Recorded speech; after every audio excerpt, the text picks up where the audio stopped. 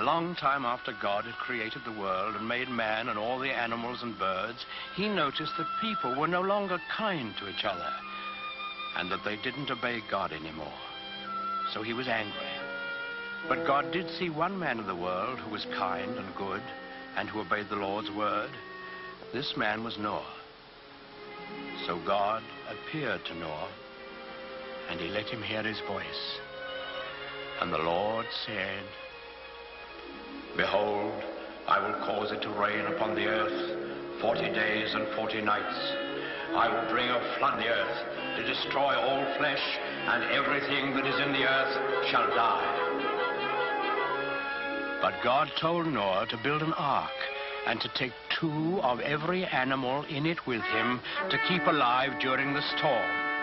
And when Noah had heard God's voice, he was grateful, and he set to work right away to build the ark. This was a great boat with many, many rooms in it.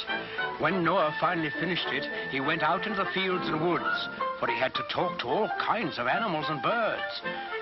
He talked to the lion and the wild horses. He talked to the pigs in the barnyard and the elephants in the jungle and the cute little kittens in his own house. Noah talked to all the animals on the face of the earth, even to the doves, cooing in their nests.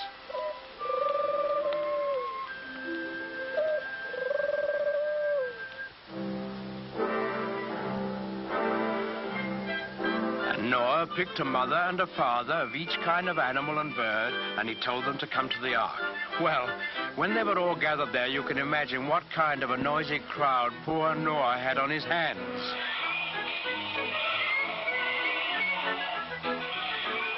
What with lions roaring and pigs squealing and monkeys chattering and hyenas laughing, well, it must have been noisier than a crowd of children on the annual Sunday school excursion. But Noah was wise and gentle, and he understood about animals, so he got them lined up in a long row, 2 by 2, and then he started them up and into the ark through the big door in the side. The bees were the last to go in, because bees have a stinger in their tails, and no animal wanted to get in line behind them.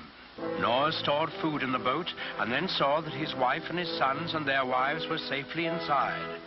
Then he shut the big door behind him, and he bolted it so that no one could get. Then there was a flash of lightning, and the thunder roared as it never had before. Big black clouds hid the sun so that it was almost as dark as night. And out of those clouds came the greatest rain the world has ever known. It lasted for 40 days and 40 nights, as God had promised Noah. All the land was covered with water, and not a house or a living thing remained anywhere.